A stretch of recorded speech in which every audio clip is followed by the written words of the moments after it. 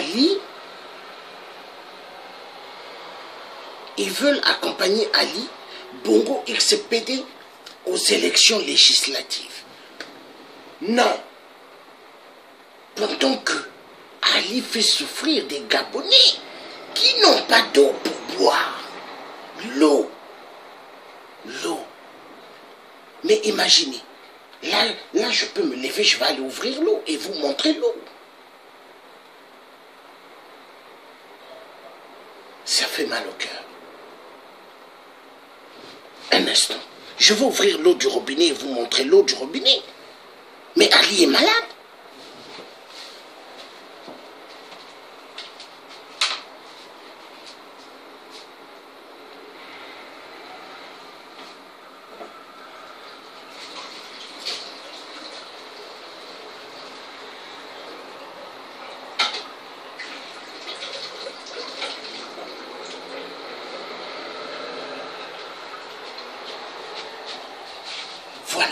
Voilà l'eau du robinet. L'eau du robinet de Yuké. L'eau du robinet de Yuké. Hein? L'eau du robinet Ali. Ali, regarde. Le tien a bu l'eau de Yuké. L'eau du robinet. Regarde. Est-ce qu'au Gabon l'eau coule comme ça, Ali? Mais Ali, tu es un psychopathe. Un mythomane. Donc les dictateurs veulent que le peuple africain meure, veulent que le peuple au Gabon n'ait pas d'eau. Mais c'est le plan des dictateurs. Peuple gabonais, ne faites jamais confiance aux francs-maçons. Ne faites jamais confiance aux francs-maçonneries et aux Illuminati. Tous les francs-maçons, francs-maçonneries, Illuminati, sont des gens qui travaillent pour Satan et ils sont contre les peuples. Toute personne qui suivra des opposants francs-maçons, il perd son temps. Parce que les francs-maçons sont au service de Satan. Oui. Est-ce qu'un franc-maçon peut accepter qu'un pauvre ait de l'eau potable? Est-ce qu'un franc-maçon peut accepter qu'un élève qui n'a pas de cahier ou qui n'a pas de bourse puisse avoir la bourse et les cahiers? Non. Non. Nous allons repartir sur le repartage de Iboubou. Iboubou voleur, les biens mal acquis. Voilà, c'est reparti. Le président est un esthète. Il a une autre passion, elle aussi coûteuse. Les belles voitures, comme son père. Au cours de son règne, Omar a accumulé des centaines de véhicules de luxe. En voici quelques-uns pris en photo discrètement par un employé du garage de la présidence gabonaise.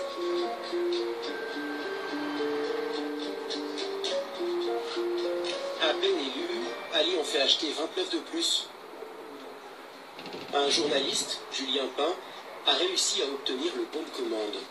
Sur ce contrat d'achat de véhicules, on pouvait voir qu'il y avait des véhicules tous de grand luxe, de marques différentes, des Maybach, des BMW, des Rolls-Royce, les plus chers des Mercedes, et donc des véhicules qui pouvaient monter comme cette Maybach à 496 000 euros. Au total, on arrive à presque 15 millions d'euros pour 29 voitures. Ali est dépensier. Heureusement, Sylvia, sa femme d'origine française, donne de son temps pour défendre la cause des plus démunis. Elle a créé la fondation Sylvia Bongo. Sur ces images, elle se met en scène au contact des Gabonais. Ça fait plaisir. Et moi donc, ça donne envie de revenir et de l'énergie. Mais l'autre passion de Sylvia Bongo est le shopping. Place Vendôme. Tracfin, l'organisme de lutte contre le blanchiment d'argent, a mis sous surveillance la carte bleue de la première dame. En un an, Sylvia Bongo a dépensé 1 million d'euros à Paris, dont 132 000 euros chez le joaillier Van Cleef et 144 000 euros chez Hermès.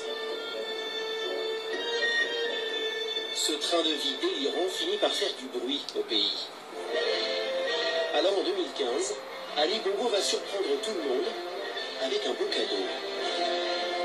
J'ai décidé que ma part d'héritage sera partagée avec toute la jeunesse gabonaise. Car à mes yeux, nous sommes tous les héritiers d'Omar Bongo Ondimba. Cela veut concrètement dire que tous les revenus tirés de ma part d'héritage qui me revient seront versés à une fondation pour la jeunesse et l'éducation. 2 ans plus tard, Ali Bongo a cédé un terrain pour construire une école de musique, un palais pour le transformer en université. Mais sa fameuse fondation, nous l'avons cherchée dans tout Libreville, sans succès.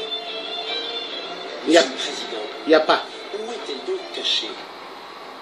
Je suis dans la philosophie qui consiste à dire que ce qu'une main fait, l'autre l'ignore. Donc, je n'ai pas besoin de faire la publicité pour toutes les actions que je mène. On a cherché un petit peu, on ne trouve pas de site officiel, on se pose plein de questions. Est-ce que vous pourriez nous transmettre des documents pour bien comprendre ça? Ah non, non, officiellement, il n'est pas encore créé. Officiellement, il n'est pas encore créé. Et au niveau des transferts, alors, vous avez déjà transféré combien d'argent? Mais je trouve c'est un peu délicat comme la question que vous me posez là, parce que moi j'ai déjà transféré un certain nombre de biens dont je dispose. Le reste sera mis dans le cadre de cette fondation-là. Mais vous allez vraiment le faire? Bien, vous savez, ces questions de succession, ça prend beaucoup de temps, donc ce n'est pas moi qui fixe ce calendrier. Il va jamais faire, il va jamais faire. C'est un menteur. Totalement clôturé. C'est un menteur, il fera jamais. Une succession compliquée, surtout avec 53 frères et sœurs. Pas facile d'être l'héritier d'Omar, ce père qui a si souvent humilié son fils aîné.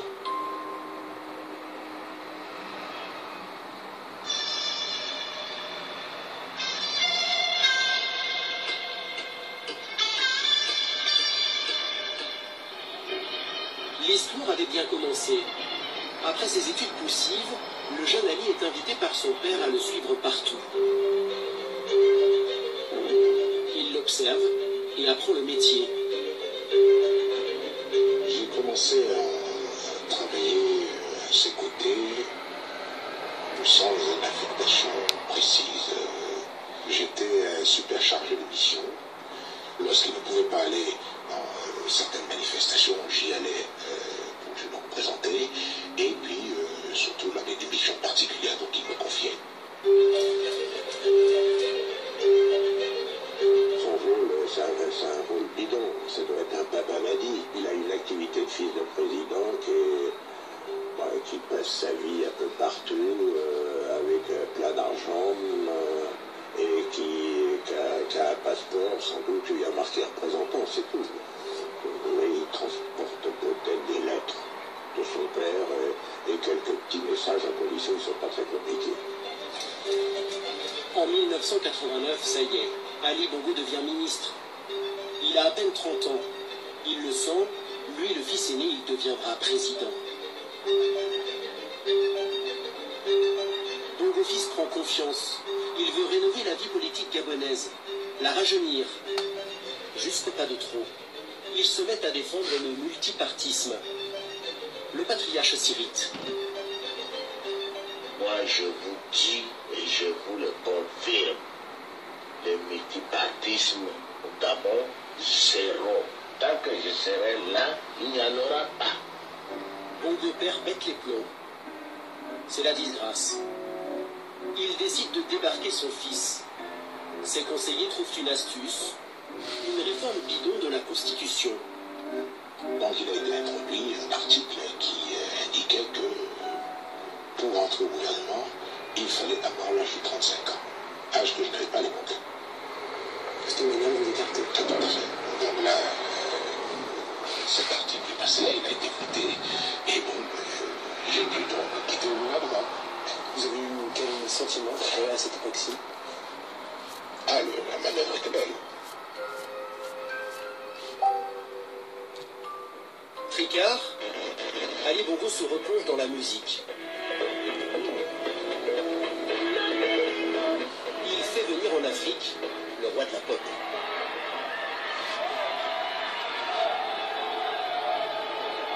On l'a l'attendait et il est arrivé. Michael Jackson, qui effectuait une visite de 2 jours au Gabon, a dû passer la nuit dans le sud du pays en raison d'intempéries qui rendaient périlleux son retour en hélicoptère ou en avion. Joli coup,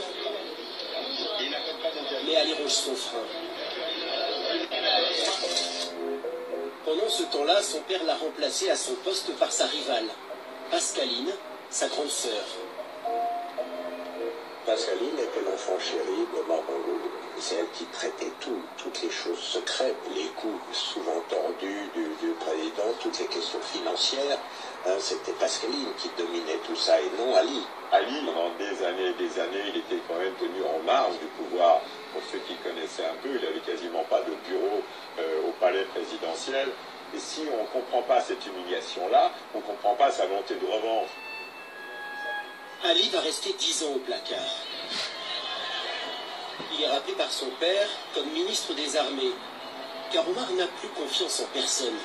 Il craint un coup d'État. Ali a retenu la leçon, il ne moufte plus. Peu de temps avant sa mort, Omar en fait son successeur. Pour cela, il doit faire adouber son fils par l'Élysée. Une mission confiée à son émissaire de toujours, Robert Bourgi. Peuple gabonais, Robert Bourgi. Robert Bourgi qui venait au pavillon de droits de l'homme pour marcher jusqu'à l'ambassade du Gabon à Paris. Robert Bourgi. Robert Bourgi a fait pas mal d'émissions pour le cafard Biafra, Ali Bongo XPD et Boubou. Vous entendez, peuple gabonais? Le même Robert Bourgi dans les marches avec la résistance.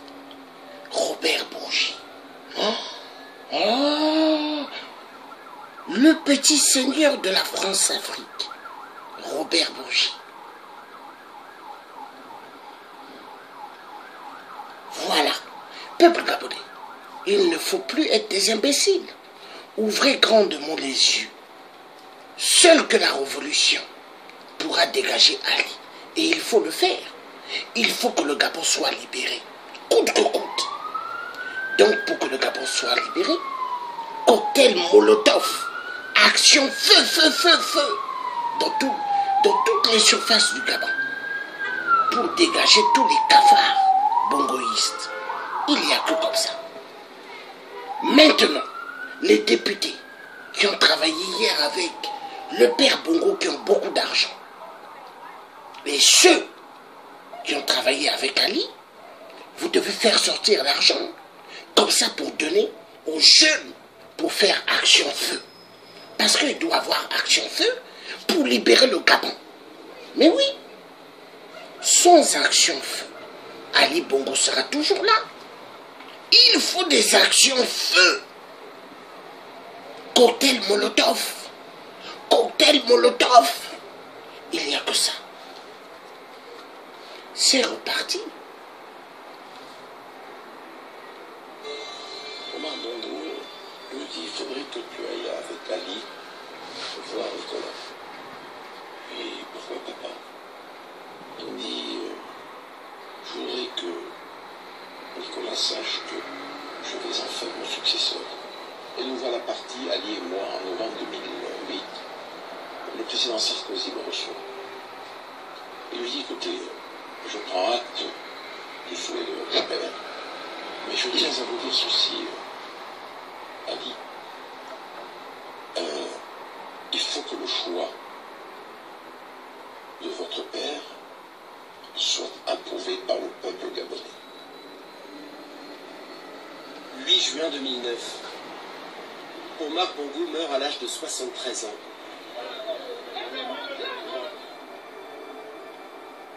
Des funérailles hors normes sont organisées à Libreville pour lui rendre hommage. Sous les yeux de son fils et de Nicolas Sarkozy, Jacques Chirac, Patrick Balkany ou Bernard Kouchner. Tout Paris est là. Oui, Quelques tout Paris est là. Mais ils ont oublié de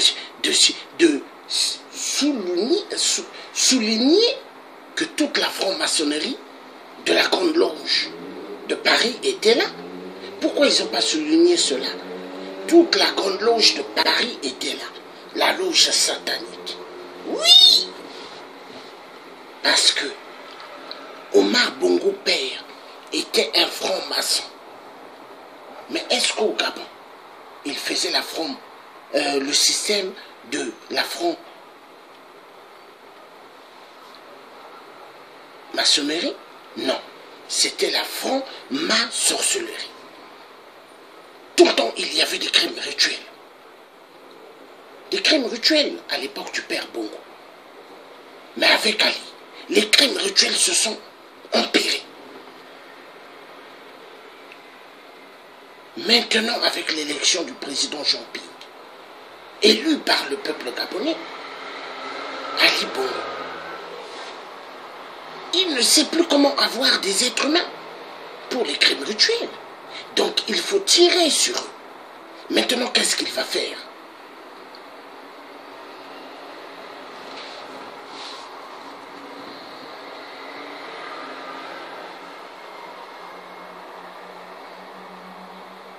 Ali Bongo XPD.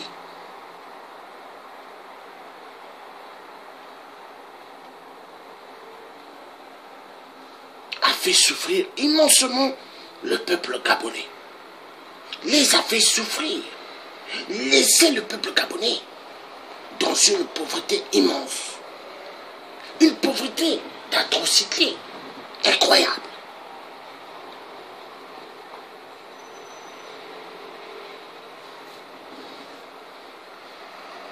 La vérité triomphera. Maintenant là, nous allons passer pour que vous continuez à suivre. Parce que Ali Bongo, seul que les cocktails Molotov qui pourront le dégager. Quelques mois plus tard, Ali sera élu président du Gabon. Le fils tient enfin sa revanche.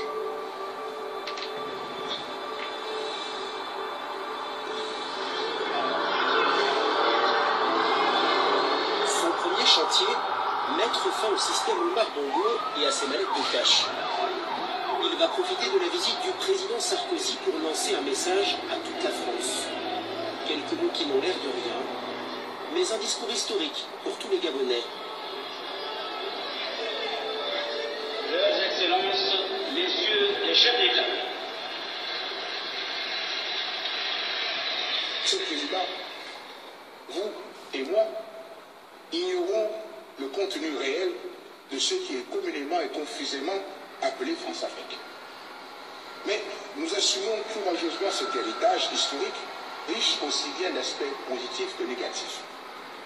C'est dire que l'heure est venue de faire émerger un réel partenariat gagnant-gagnant, à la mesure des aspirations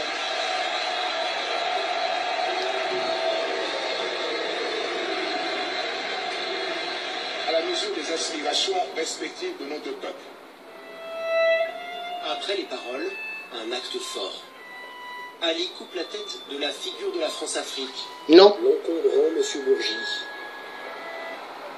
Grandement faux. Ali n'a pas coupé la tête de la France-Afrique. Quand il dit gagnant-gagnant, hein, je veux vous dire ce que ça signifie. C'est-à-dire, Ali s'il envoyait 900 valises de la France-Afrique. Maintenant, quand il dit gagnant-gagnant, sur les 900 valises qu'il envoyait, 900 valises, Ali a besoin maintenant que la France lui laisse 6 valises. Mais c'est ce qu'il veut dire gagnant-gagnant. Qu'est-ce que vous n'avez pas compris? Mais quand on va lui laisser 6 valises, ça ne veut pas dire que Ali va aider le peuple gabonais. Niet. Rien pour le peuple gabonais. Tout pour lui. Mais peuple gabonais, ouvrez votre intelligence. Même ceux qui sont dans des taudis, ouvrez votre intelligence. Parce que parmi vous là, dans des taudis au Gabon, vous avez fait immensément des grandes études. Mais Ali vous a laissé vivre dans une pauvreté immense. Les femmes au Gabon, il y a pas mal qui sont envoyées à la mort. Pourquoi? Quand elles sont enceintes, elles vont à l'hôpital pour accoucher. Il y a pas mal qui décèdent parce que le mari n'a pas d'argent. Il n'y a pas d'argent. Il n'y a pas de poche de perfusion. La femme, quand elle fait, elle essaie de mettre au monde. L'enfant meurt, elle meurt. Imaginez. Il y en a, dès qu'elles arrivent pour accoucher, au moment où elle veut pousser, on lui met une piqûre. Il faut de la perfusion. Il n'y a pas. Mais elle finit par quoi? Décédée. Pourquoi? Parce que tout ce qui devrait aller pour le peuple gabonais, dans les soins médicaux, Ali investit cela dans les maisons de détournement en France, au Canada, aux States et ailleurs. Et les Gabonais souffrent. Les Gabonais souffrent. Il n'y a pas d'hôpitaux, pas d'eau, pas de route. Oui, mais c'est la vérité. Il n'y a rien. Pas d'hôpitaux, pas d'eau, pas d'électricité, pas de route. Mais ça fait mal. Vous avez vu le reportage du jeune qui parlait tout à l'heure que j'avais mis. Le jeune là, il parlait dans une université. L'université des Bongo, au Gabon. Mais l'université, vous avez vu dans quel état c'est? Est-ce que l'université, dans d'autres pays, c'est comme ça? Mais ça fait mal. Donc c'est pour dire que Ali est contre l'éducation. Ali est contre la jeunesse. Parce que qui est contre la jeunesse est contre les générations futures. Oui. Pourquoi Ali adore frotter les fesses des gens? Parce que Ali veut que la majorité des Gabonais deviennent des homosexuels. Ali veut que la majorité des femmes deviennent des lesbiennes. Comme ça, il n'y aura pas de progéniture pour demain. Et là, Ali fera venir pas mal de Biafra au Gabon pour faire du Gabon la deuxième capitale des Biafra. Mais peuple gabonais, ouvrez les yeux. Ouvrez les yeux. Moi, je ne suis pas gabonais. Je suis congolais de Brazzaville et fier. Tout le temps quand je fais des trucs, je vous le dis. Mais est-ce que Ali vous dit qu'il est Biafra? Est-ce que Ali vous dit qu'il est Biafra? Il vous le dit jamais. Mais regardez la corpulence de Ali. Regardez comment Ali s'habille, comment Ali marche, comment le visage de Ali est. Est-ce qu'un Gabonais bantou ressemble comme ceci? Non. Ça prouve que Ali est un Biafra venant d'ailleurs. Exactement comme les Abemboshi, Aoussa, qui sont chez nous au Congo, qui ont créé pas mal de problèmes, qui sont des étrangers dans nos terres. La vérité doit être dite. La vérité doit être dite. Hein? Oui. C'est reparti. Reparti. Mais après, ça va être le Canada après. Je vais montrer les biens des Bongo au Canada. C'est parti.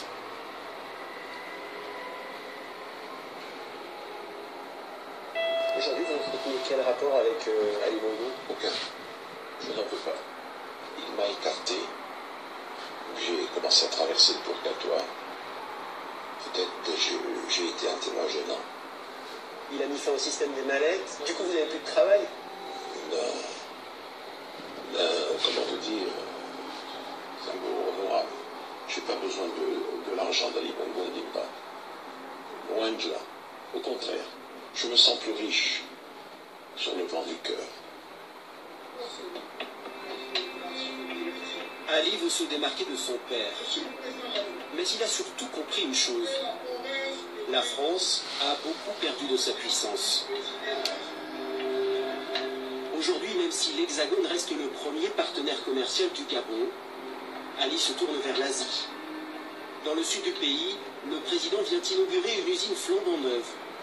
Il mise désormais sur l'huile de palme. C'est ça le fameux remplaçant du pétrole? Eh oui, regardez bien.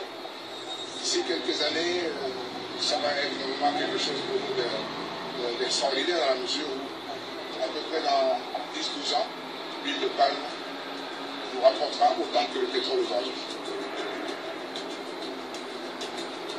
Ce marché du futur a été confié à une entreprise de Singapour. Inimaginable au temps d'Omar Bongo. Est-ce que le fait que ce ne soit pas une entreprise française, par exemple, qui soit venue, c'est le signe que quelque chose qui a changé dans la relation avec la France? Rien n'a changé, c'est simplement du business. C'est seulement du business. Nous avons dit, nous voulons développer le Gabon. Et nous sommes ouverts aux partenariats. Il y en a qui viennent, il y en a qui ne viennent pas. Le président tourne le dos à la France et règle ses comptes avec sa sœur. Son ancienne rivale, Pascaline, a été chassée du palais et vit à l'étranger. Ali refuse de régler les ardoises de sa frangine. Voyage en jet privé, frais de bouche, il y en aurait quand même pour une dizaine de millions d'euros.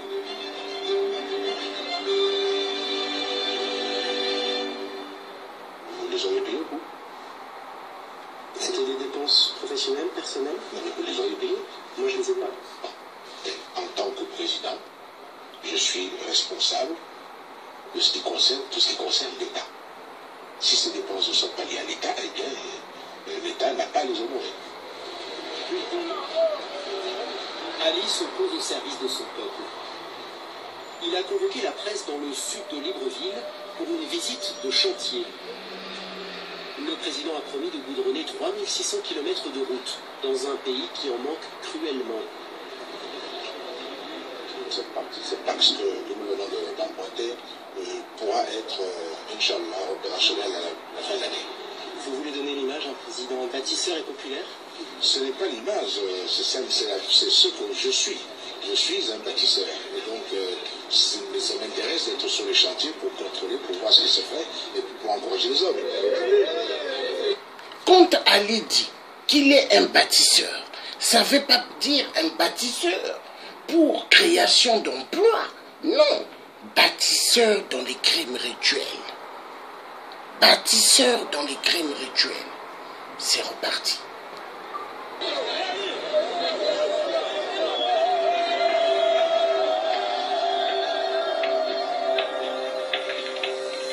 Le lendemain, nous sommes sortis de Libreville. Cette fois-ci accompagnés d'un opposant historique du clan Bongo, Marcona et Sangui. En dehors de la capitale, presque pas de bitume. La route redevient piste. C'est un peu top cul, hein? Ah bah oui. Tout ça, parce que l'État n'a pas honoré ses engagements. Pour l'instant, seulement un quart des routes promises a vu le jour. Le pays est à la traîne. Les Gabonais encaissent. On veut seulement vous montrer la face cachée du Gabon, avec une population d'1 million d'habitants. Voilà la face cachée du Gabon. La face cachée. Oui, oui. Point kilométrique 68. Enfin du bitume. Nous faisons une halte dans un petit village. Quand le président n'est pas là, la parole se libère. Nous vivons la totale. Toujours sur le. Je suis obligé de venir au village. Je suis diplômé, je suis au village et puis bon. Ici, c'est jus de canne à sucre, habitation de fortune et système D. L'électricité arrive bien dans les maisons, mais pour nous, c'est une autre histoire. Celle-ci a l'odeur de la boue. Mais on ne la consomme pas, nous consommons l'eau de la rivière. C'est choquant simplement parce que nous sommes dans un pays présenté à l'international, à l'extérieur, comme un pays extrêmement riche. Vous savez, le pétrole qu'on exploite au Gabon depuis bientôt 100 ans, le bois qu'on exploite depuis 150 ans, l'État gabonais avec tous les moyens que nous avons pour assurer ce minimum vital aux citoyens. Le pétrole, exploité depuis 100 ans. Le bois depuis 150 ans. Mais les Gabonais souffrent. Non, c'est incroyable. Mais les bongos sont des gens à donner plusieurs coups de poing, plusieurs coups de tête. Les voleurs, les voleurs, les voleurs, les voleurs, un peu, hein, des voleurs. Non. Le pays s'enfonce. Ali Bongo refuserait-il de le voir? Depuis qu'il est au pouvoir, la dette a été multipliée par 3. Il a même dépensé 700 millions d'euros pour offrir aux Gabonais la Coupe d'Afrique des Nations.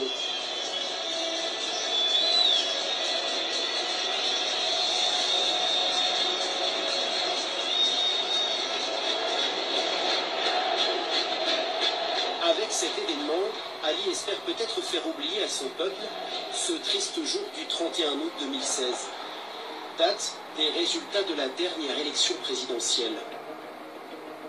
Ce jour-là, Ali Bongo affronte Jean Ping. Cet adversaire, il le connaît bien. C'est son ex-beau-frère. En couple pendant des années avec Pascaline, sa sœur rivale.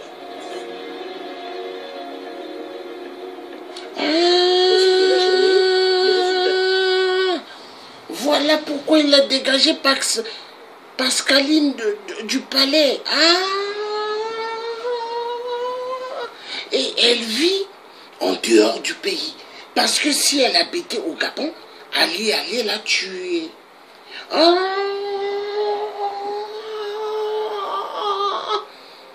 Les secrets cachés au XXIe siècle, avec l'herbe du verso, rien ne peut être caché.